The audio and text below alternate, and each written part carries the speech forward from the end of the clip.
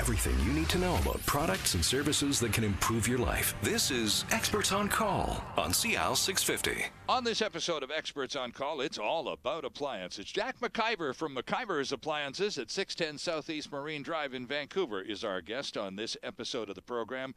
Jack, we talked a little earlier about computers and all these whiz-bang new appliances coming in with expensive computer components. You're not terribly impressed, but only because you've taken the time to learn about them and how much they cost and how efficient they are or aren't. So keeping up with technology in 50 years of the business has been critical to keeping the business a success. So now help me out with something I've just learned about in the past, 15, 20 minutes. A new development in washing machine technology. What on earth is an impeller washing machine, Jack?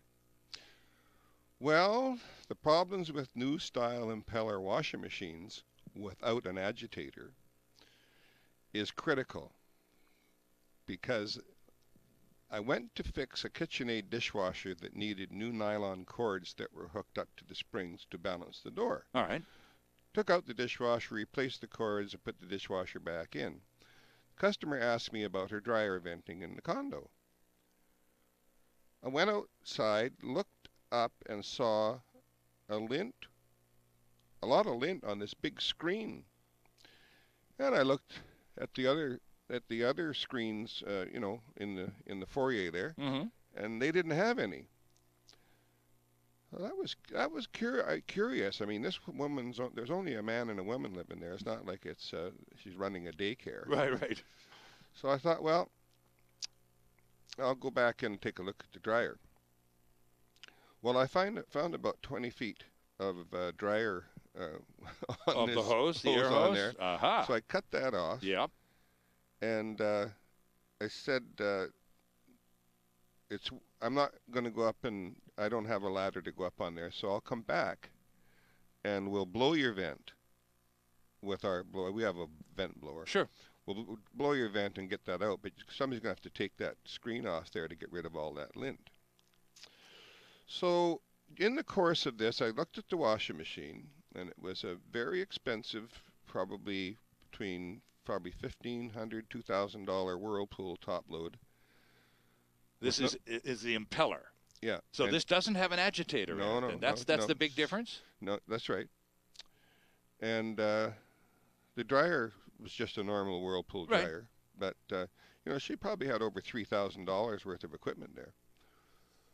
So I came to the conclusion, and I'd heard this problem before with people on these impeller machines, that they were removing buttons off the clothing and tying it into knots and throwing it off to one side, and the machine would bounce around. And so I didn't say anything to the lady because, that's it's a big number. I didn't want to be criticizing her stuff too much.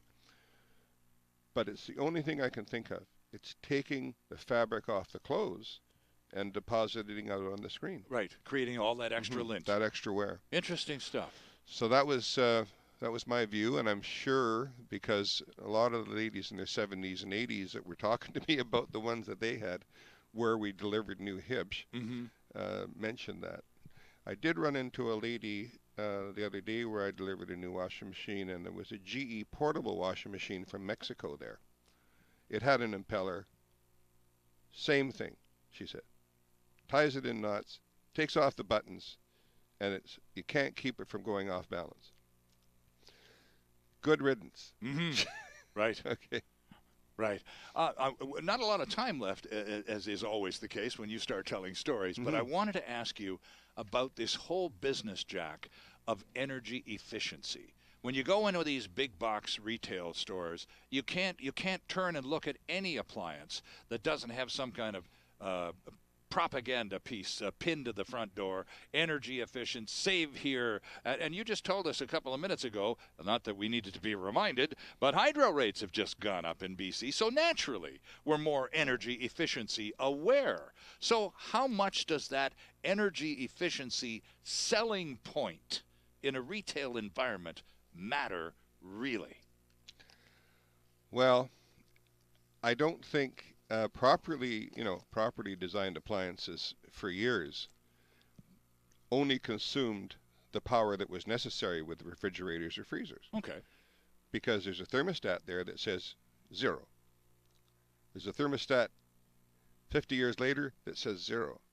The compressor has to run until 0 is reached, and then it turns off. Right. And if it's insulated properly, I don't think there's any difference in chest freezers. I don't think there's any difference at all in the energy efficiency. Okay.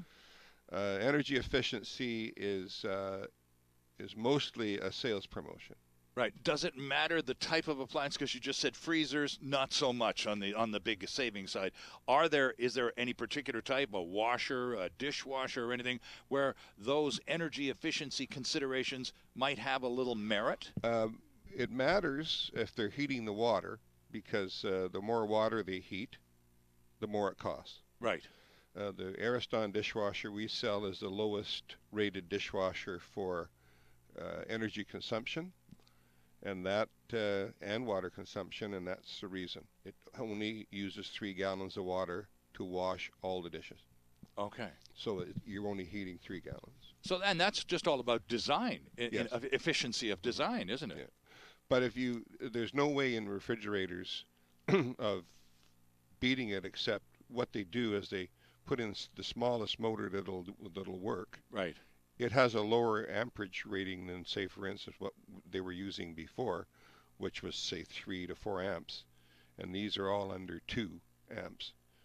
But they don't have the power. So they're basically underpowered then? Yes. Okay. So then that can't be terribly energy efficient, because in order to keep, for a small motor to keep a unit that's too big for it, it pretty much has to run all the time, doesn't it? Well, it does when it's hot. But the problem is that it's all for sales. Well, as I say, when you go into the stores, energy efficient, so they might as well be selling a brand of appliances called energy efficient. Yeah, but you have to buy new compressors for those fridges prematurely. Right. Yeah. Okay. So don't be, it's not to ignore them, because with hydro rates and all of the other costs of living around you can't ignore those costs, but don't be, shall we say, hoodwinked by or place too much value on this energy efficient selling point. No. Okay. Because it doesn't mean anything. Sage words, my friend. Good to talk to you again. Always a pleasure to have you come by and tell stories and give some great tips, with some good tips on the program today, Jack. We'll see you in 3 months. Well, that'll be good. Okay. Come by and we'll have some fun and get some summer stuff going on. Absolutely. Air conditioners are coming. All right. Next time on Experts on Call on Sea Isle 650.